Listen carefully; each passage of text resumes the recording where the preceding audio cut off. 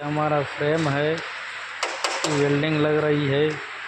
परमार कुछ बोलो, कैसे मारते हो? स्पोर्ट जैसा मारना था। वेल्डिंग स्पॉट लगेगा, कोई गुजरात में ऐसा वेल्डिंग नहीं मारेगा। बंगाल के तो एक आदमी सामने बैठा है, गुजरात का है और वेल्डिंग लगेगा। आजू बाजू वो है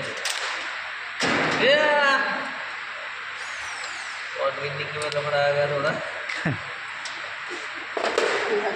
बराबर मारा टाका, नहीं लगता है। हेलमेट पहन ली, थोड़ा सा रोड डाल देंगे। हाँ, थोड़ा रोड ओरिजिनल वेल्डर नहीं है,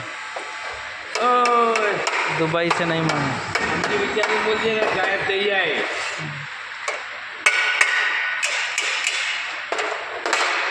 आपका चाहिए इसकी मास्क